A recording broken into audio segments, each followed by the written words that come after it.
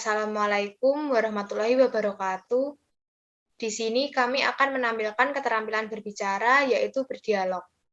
Perkenalkan, saya Atta Anugerah Permata dengan NIM 2102102041157 dan rekan saya. Perkenalkan, nama saya Muslimatul Hasanah dengan NIM 21021020408.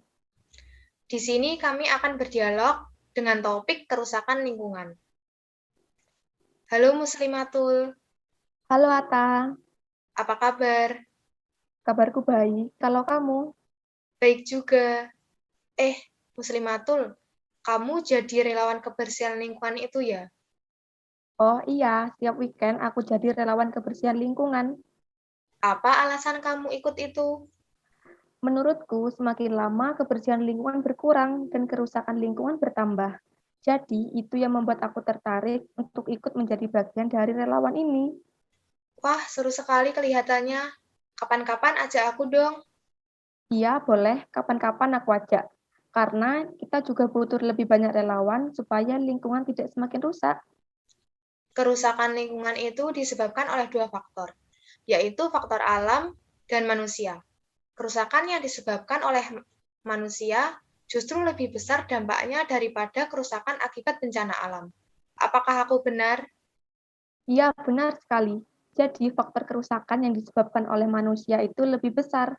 Kita ambil contoh banjir. Kenapa terjadi banjir? Itu karena manusia yang membuang sampah sembarangan dan juga kurangnya daerah resapan air. Oh, kalau kebakaran hutan itu apakah termasuk faktor kerusakan yang disebabkan oleh manusia? Sebenarnya, kalau kebakaran hutan itu ada dua faktor, bisa disebabkan oleh alam dan juga manusia. Kalau disebabkan oleh alam, itu biasanya suhu yang terlalu tinggi, sedangkan yang disebabkan oleh manusia biasanya untuk kebutuhan suatu individu, seperti pembukaan lahan. Oh iya, kamu tahu tidak kalau sebelum COVID-19 ini, orang-orang di Korea sering menggunakan masker karena terjadi polusi udara. Katanya iya, aku juga pernah baca berita itu. Penyebabnya itu karena emisi industri. Tahu sendiri kan gimana di Korea. Iya, paham. Jangan jauh-jauh ke Korea deh. Di negara kita sendiri aja terjadi polusi udara kok. Iya juga ya, pasti salah satu penyebabnya karena transportasi. Tahu sendiri kan kalau di Indonesia ini, kendaraan bermotor dan bermobil menjadi penyumbang utama dari polusi udara. Apalagi di daerah perkotaan, sering terjadi macet dan menimbulkan pencemaran lingkungan. Benar, polusi udara akibat kendaraan bermotor dan mobil bisa menciptakan lubang di lapisan ozon yang nantinya bisa menyebabkan masalah kesehatan dan pemanasan global. Kamu tahu kan apa itu lapisan ozon?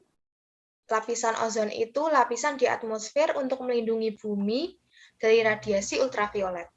Dan kalau menipis bisa berbahaya untuk manusia. Aku benar kan?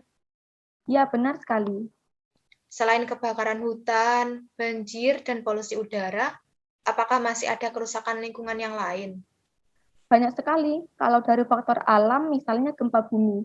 Gempa bumi disebabkan karena adanya pergeseran lempeng bumi atau aktivitas gunung berapi.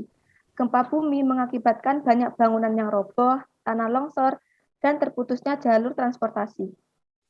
Kalau kekuatan gempa sangat besar, itu bisa menyebabkan tsunami. Benarkah? Benar? Gunung meletus itu disebabkan faktor alam. Apa akibat yang ditimbulkan dari gunung meletus itu? Akibatnya yaitu terjadi gangguan pernafasan, kerusakan lingkungan, bahkan bisa mematikan lingkungan sekitar loh. Wah, berbahaya sekali ya. Iya, sangat berbahaya. Bagaimana cara menanggulangi kerusakan lingkungan tersebut?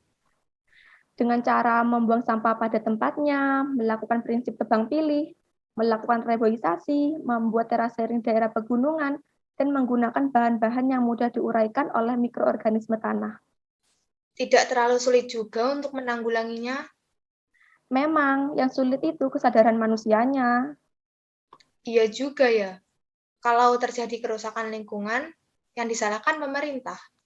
Padahal kan itu karena mereka sendiri kurangnya kesadaran akan kebersihan lingkungan. Benar, Harapanku sih semoga generasi sekarang dan generasi yang akan datang bisa menjaga lingkungan dan paham akan dampak yang didapatkan apabila tidak menjaga lingkungan. Iya, semoga saja ya. Iya, semoga saja. Udah dulu ya, Ata, aku mau ke tempat relawan dulu. Nanti kapan-kapan aku ajak kamu ke sana. Iya, sampai jumpa lagi. Terima kasih. Iya, sama-sama.